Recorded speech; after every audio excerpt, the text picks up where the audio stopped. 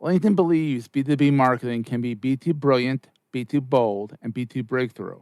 How? With a platform purpose-built to make B2B marketing mean more for your business. A platform with tools to help you build better relationships with your key customers, to boost your buyer's journey while building your brand. A platform with trusted data and lead generation you need to beat your KPIs, drive ROI, and stand out amongst the competition. And with the targeting tools on LinkedIn, you can reach your precise audience right down to their job title, company name, location, and more to make sure your ads are always seen by those who matter. So let's get ready to be too boldly go where no marketer has gone before, because LinkedIn is where B2B is everything it can be. Rethink your B2B marketing ads and get $100 credit on your next campaign. Go to linkedin.com/MPN to claim your credit. That's linkedin.com/MPN. Terms and conditions apply.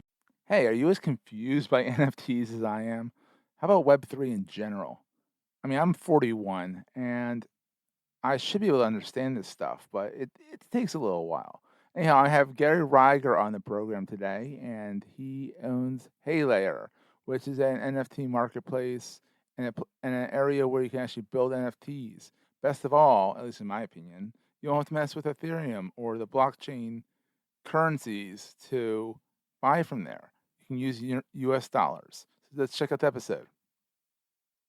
Entrepreneurs Enigma is a podcast for the ups and downs of entrepreneurship. So the wins and the fails that we all face being entrepreneurs, and how we learn from adversity. Every week I talk to a different entrepreneur with a story to tell. I'm Seth Goldstein. Come with me on the journey. This is Entrepreneurs Enigma. Let's get started.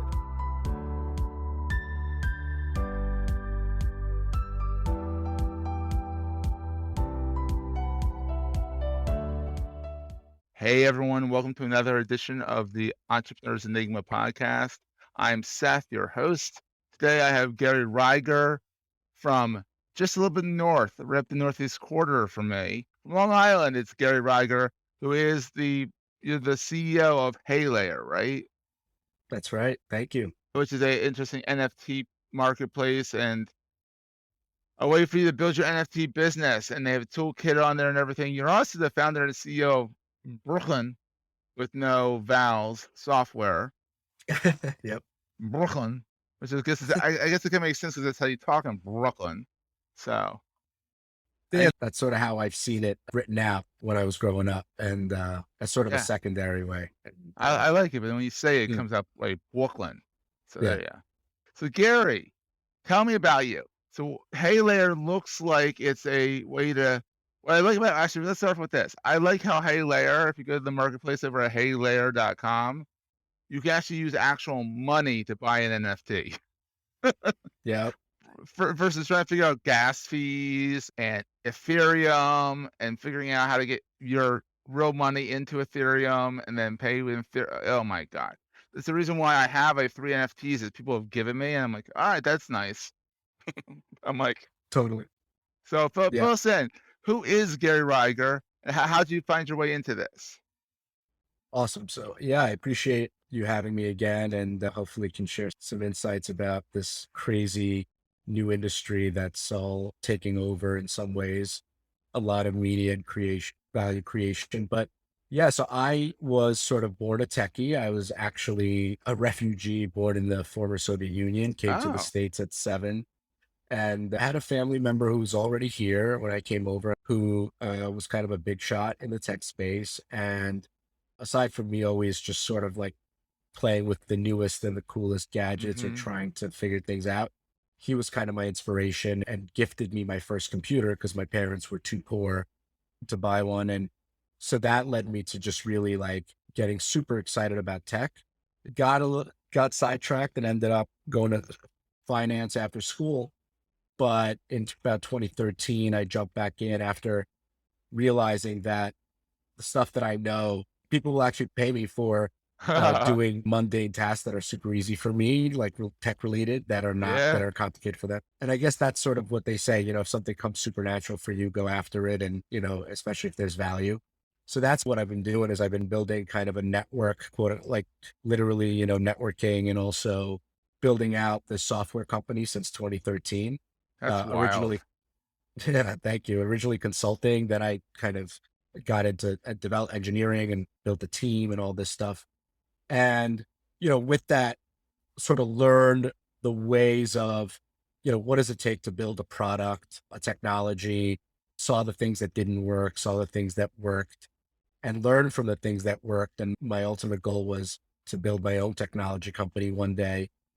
And here we are, and fell into the rabbit hole, as a lot of people say, in Web3 in 2017, which was a lot pretty, earlier than most pretty people. early. Yeah. Yeah, not as early as some of the older kind of earliest adapters, but certainly earlier than a lot of the current users. And Absolutely. Yeah. yeah, and so it allowed me some time to really understand, what is this all about? Um, where do I belong, or what do I believe in? And I built this thesis around it. And a lot of that goes to what you just said. So for me, my thesis or my concept was, how do we leverage this new technology, but make it as simple as possible for the folks that are just getting into it. Thank you for And that. I am still struggling. yeah, and so I get that. And we are, right before I got on this podcast, I actually was creating a local event where I Oh, was going to do wow. some kind of breakfast thing and really just hang out, get coffee, and talk about, what is this all about. And I think it's going to take these types of engagements, offline, online, a lot of education, because I really do believe that there's a ton of value in what's being built here. And I'm happy to explore that more. We're going to take a quick break, hear from our sponsors, and get right back to the show. LinkedIn believes B2B marketing can be B2 brilliant, B2 bold, and B2 breakthrough. How? With a platform purpose built to make B2B marketing mean more for your business. A platform with tools to help you build better relationships with your key customers, to boost your buyer's journey while building your brand. A platform with trusted data and lead generation you need to beat your KPIs, drive ROI, and stand out amongst the competition. And with the targeting tools on LinkedIn, you can reach your precise audience right down to their job title, company name, location, and more to make sure your ads are always seen by those who matter. So let's get ready to be too boldly go where no marketer has gone before, because LinkedIn is where B2B is everything it can be. Rethink your B2B marketing ads and get $100 credits on your next campaign. Go to linkedin.com/MPN to claim your credit. That's linkedin.com/MPN. Terms and conditions apply. It's really cool. So for those who don't know what Web3 is, and an NFT, non-fungible token, I know that much. Mhm. What is Web3 versus Web2? So I think the way that Web3 has been categorized or explained is that it is the user owned internet. Oh, And what that means in a more realistic sense is that, if I was to sort of paint this picture, in the past, or even today, when you go on Facebook, Meta, whatever you want to call it, yeah. and you enter in even a post, here's how I'm feeling, or here's what's going on, or whatever, that information is stored somewhere. And Mm, the reality, because none of it is stored in thin air. And when we say the cloud, although some people are like, where is the cloud? The cloud is just a funny word for a bunch of computers that are not in your home and they're just somewhere else. And mm-hmm. so when you send a post, when you upload a profile photo, when you share photos of your family, that those photos are sitting in a computer that is owned by, let's say, Facebook or whatever company they use to control Mm-hmm. those computers, which are servers, right? So Yeah. that's kind of another way of looking at it. So in that sense, that's sort of how we've been running. And it makes a lot of sense because the internet is still literally 30 years old, which is mind boggling to me. And so, like, with that being said, we've had this evolution of the internet, and we went from sort of the static internet. I don't know if you remember back in the day, you used to be able to Way just back put up, when. Yeah. yeah, just like pull up sites, but you couldn't interact with them. The That, GeoCities. Yeah. yeah, the GeoCities, exactly. And so we went from those to websites that we would be able to interact with, like Yeah. Facebook. But when you're interacting with all that stuff, you actually don't realize where all your information is going. And so I think now we're in the evolution of that period, having Yeah. learned from the stuff that didn't work. And so going back to your question to answer specifically, Web3 is this, in my opinion, a sea change, a revolutionary change of how we manage the internet, where each one of us has a digital wallet, and that wallet belongs to us. And what happens is we essentially log in through this digital wallet. That digital wallet is on the blockchain. So imagine almost Mm, like a password, but that keeps track of you on the blockchain. yeah. And then from there, any information you put in the internet is not owned by any individual company. It's actually shared across the internet. And weird way, the way it works is copy of what you write is actually distributed to computers all over the world. Oh, Uh, so it's more like BitTorrent almost. yes, that's a great way. I actually had a call a couple of days ago, and I was asking if the individual had ever used Napster, and they remembered Napster, peer-to-peer file share. And in a sense, it's really like torrent, or how Napster used to work, where we're just distributing the data across as many channels as possible and making the data transparent, so that when you look at it, it's almost like a public Google spreadsheet. You Yeah. can't, right, say that, hey, this data wasn't entered or this didn't. And so in that way, we can preserve data, we can Yeah. preserve it longer, because you're not relying on one entity like Facebook or Microsoft or Amazon, or whatever. We're relying on all of us, right? Almost like a democratic way of holding data. Yeah. But then also we're owning that data. So when you go to one of the earliest thinking with blockchain is, let's use it in the medical field, because today the doctors are like, hey, we need all your data, just sign these pages and then we'll manage it. But then you have no idea what's happening with your data. You have these files stored with all your medical stuff in their Mhm. offices. What if those offices burn down? Yeah. Who else has access to those files? What are the receptionists doing with my data? You really don't know what's happening. It's And kinda so scary, yeah. it's extremely, yeah. And it's Yeah. sort of like we glass over it at some point. It's like we got to live our lives and no one really asks the tough questions. Yeah. And so this one system solves so many problems that for me, I couldn't turn away from it. And that's what, again, in a very 20,000 foot view, what Web3 is all about.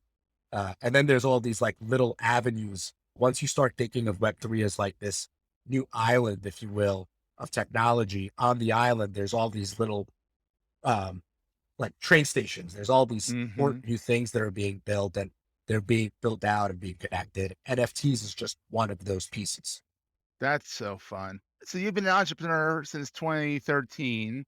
What is the best thing about being an entrepreneur? The best thing is the freedom. I Mhm. do it for the freedom. Um, I dictate. I'm able to manage my life around my schedule, but not in a way where I'm tied to the work, but in the other way around. So it has allowed me to say, hey, if I do X, Y, and Z throughout the day, I can actually put out my best work.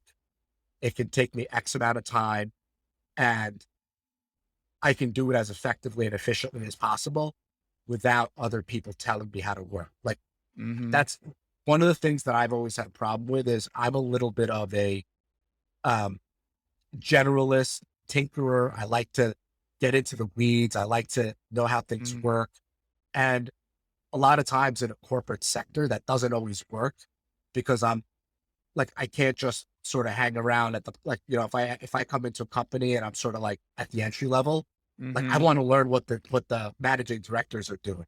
And I, like, Exactly. my whole life, I've always got into trouble with that, because I've always like overstepped, or, and I get it. Like it's just how my mind works. And so, cause I want to pick apart like what I'm involved in. I want to You wanna understand it know, from all, yeah. I want to know. Yeah. So and when you're not privy to that stuff as an entry level, and so it gives you, like, I think entrepreneurship gives you a sense of control, but there are just, those are the amazing things, right? I mean, there's Yeah, just so many other things, that come along with that. exactly. So what's also then on the flip side, which I think we were almost got into just then, Yeah. well, what's the scary thing about being an entrepreneur? I actually think it's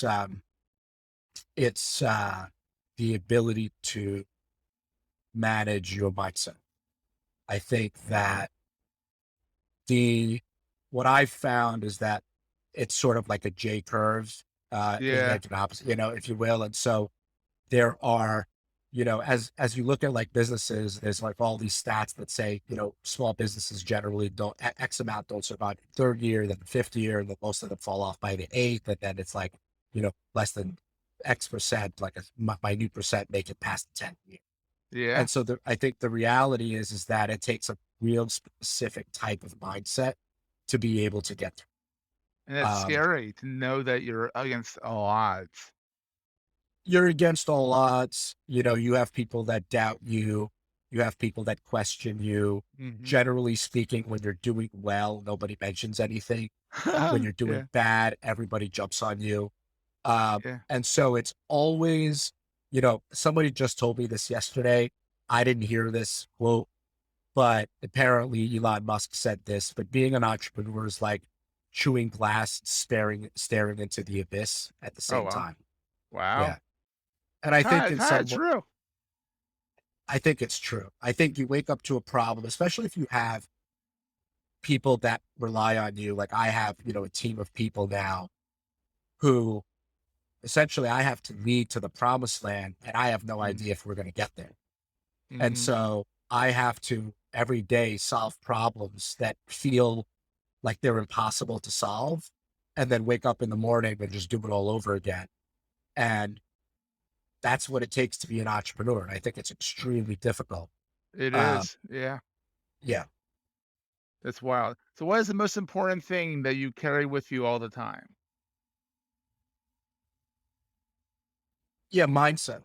I mean, Yeah. so I don't want to say I'm like a stoic in the true sense of the word, but I kind of follow like a stoic mindset. I believe in that concept.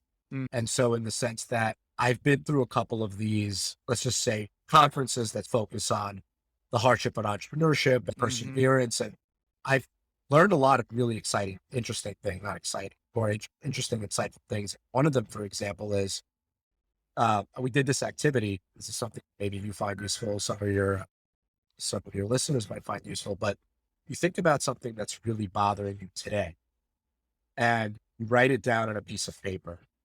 And then you fold that piece of paper and you put it away and literally do not touch it for days. wow. And in 90 days, you wake up, you unroll that piece of paper and take a look at it. And then just look at the number of times where whatever you wrote 90 days ago no longer matters.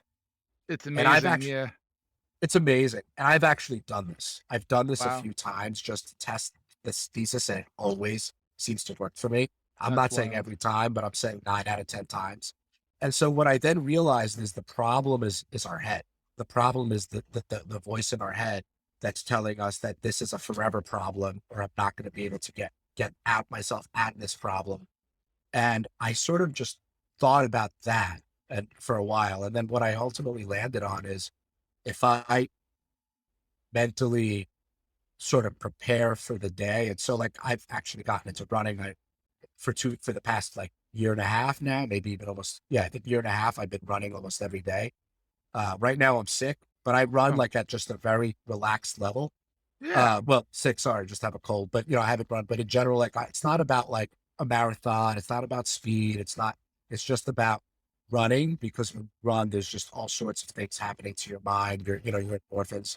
Uh, Mhm. I also meditate when I can. I've been bad at this lately, but Yeah, when you have meditation. a cold, it's hard to meditate. It's hard to breathe. You can't really meditate without breathing, so Yeah. And so those are the things, I think that, between kind of thinking about life that way, and going back to why am I here and what's like the long-term vision. Um, that's what allows me to kind of do this. And I think, so I bring it back to mindset and sort of mhm. figuring out what works, but I understand that it really isn't for everybody.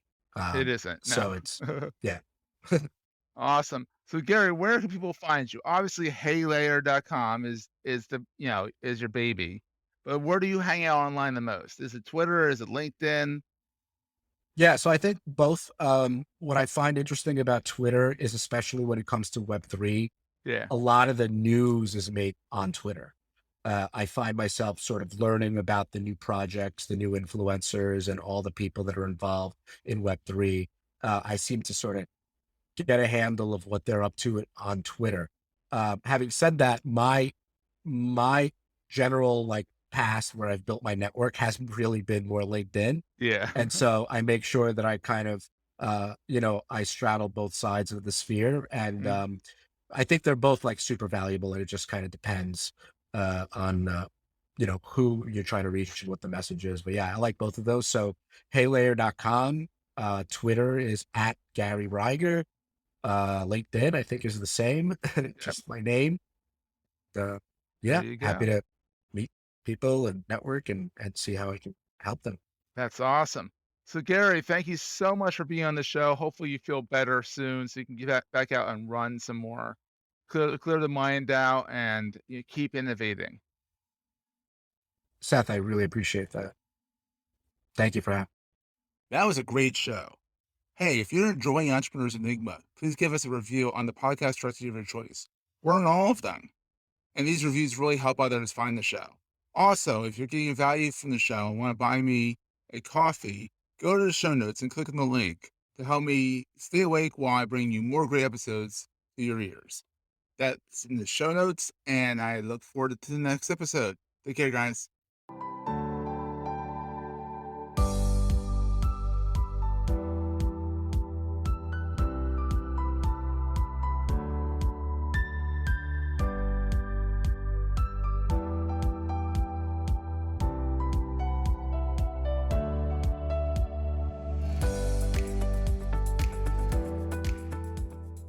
Goldstein Media hopes you have enjoyed this episode. This podcast is one of the many great shows on the MPN Marketing Podcast Network. This podcast is coming to you on the MPN, the Marketing Podcast Network. There's another show on MPN you might enjoy as well. I'm Matt Bailey, host of The Endless Coffee Cup. In each episode, we talk more about marketing, culture, technology, and our digital lifestyle while having a conversation over coffee. Subscribe to The Endless Coffee Cup. Then pour yourself a cup, sit back, relax, and join the conversation. Just visit sitelogic.com or search for The Endless Coffee Cup wherever you get your podcasts. This podcast is heard along the Marketing Podcast Network. For more great marketing podcasts, visit marketingpodcasts.net.